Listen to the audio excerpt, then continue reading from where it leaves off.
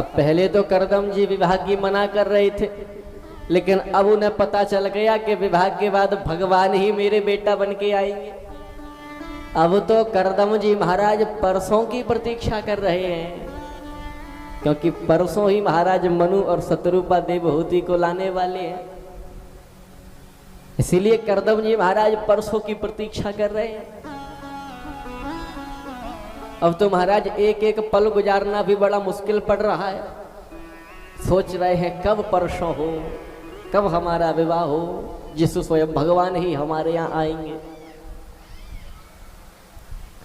वैसे एक बात तो है, बेटा बेटी की जब तक सगाई ना हो तब तक तो कोई बात नहीं, लेकिन महाराज सगाई जब हो जाती है ना दोनों की, तो फिर शादी के एक एक दिन को गिनते हैं कि सगाई तो हो गई, अब शादी की डेट कब की है, कब का मुहूर्त निकला है। और महाराज अगर दुकान पर कार्ड छपने को डल जाए शादी के, फिर तो एक एक पल गुजारना भी मुश्किल पड़ जाता है।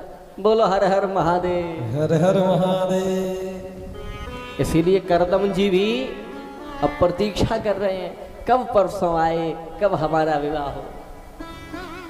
जैसे ही परसों हुआ, तुरंत करदम जी महाराज ने अपनी कुटिया को झाड़ बुहार कर लीप पोत कर सुंदर दुल्हन की तरह सजा दिया।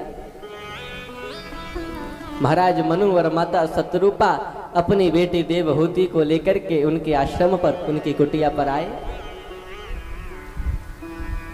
तब करदम जी महाराज ने उन्हें बिठाने के लिए 2 आसन बिछा दिए। तो एक आसन पर महाराज मनु बैठ गए और दूसरे आसन पर माता शत्रुपा बैठ गई। लेकिन अब देवहूति के लिए बिछाने के लिए आसन है ही नहीं। देवहूति कहां बैठे, क्योंकि करदम जी महाराज के पास तो केवल 3 ही आसन थे। तो 2 आसनों पर तो महाराज मनु और माता शत्रुपा बैठ ही गए हैं। जो तीसरा आसन है उस पर वो स्वयं बैठे हैं। तो अब देवहूति के लिए क्या बिछाएं, देवहूति कहां बैठे। तब करदम जी महाराज ने अपने ही आसन को देवहूति के लिए बिछा दिया और स्वयं जमीन पर बैठ गए। इस दृश्य को देखने के बाद देवहूति की आंखों में आंसू आ गए। माता देवहूति ने यह निश्चय कर लिया कि अगर मैं विवाह करूंगी तो केवल महात्मा करदम से ही करूंगी। क्यों? क्योंकि जो व्यक्ति खुद जमीन पर बैठ करके मुझे आसन पर बिठा सकता है, वो व्यक्ति कभी विपत्ति आने पर, संकट आने पर अपने हक की रोटी खिलाए बिना मुझे जीवन में कभी भी भूखी नहीं सोने देगा। बोल बांके बिहारी लाल की जय। अब तो महाराज मनु और माता शत्रुपा अपनी बेटी देवहूति का विवाह करदम जी महाराज के साथ में कर देते हैं। विवाह हो गया।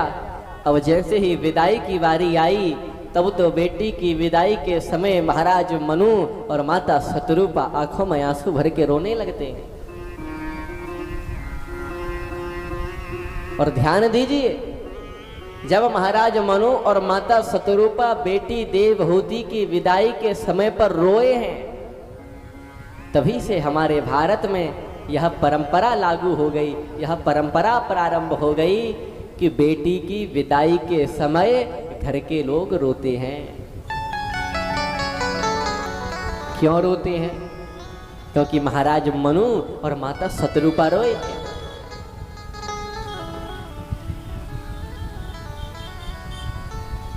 लेकिन अच्छा ध्यान दीजिए, रोए माता शत्रुपा और महाराज मनु थे, तो हम क्यों रोते हैं? उनसे हमें क्या लेना देना?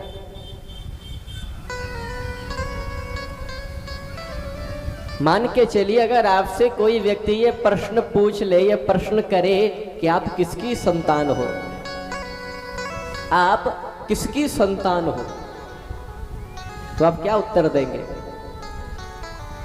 चलो मैं ही आपसे प्रश्न कर रहा हूं, किसकी संतान हो? सब चक्कर में पड़ गए। किसकी संतान हो आप? पुरुषों को मानव और स्त्रियों को मानवी क्यों कहा जाता है? क्योंकि हम किसकी संतान हैं? हम संतान हैं मनु की। मनोहो अपत्यम पमान यह सह मानवः। मनु से उत्पन्न होने के कारण पुरुषों को मानव और स्त्रियों को मानवी कहा जाता है। तो हम किसकी संतान हुए? महाराज मनु की, माता शतरूपा की। तो अपनी बेटी देवहूति की विदाई के समय हमारे वो पूर्वज मनु और शतरूपा रोए थे, इसीलिए हम और आप भी बेटी की विदाई के समय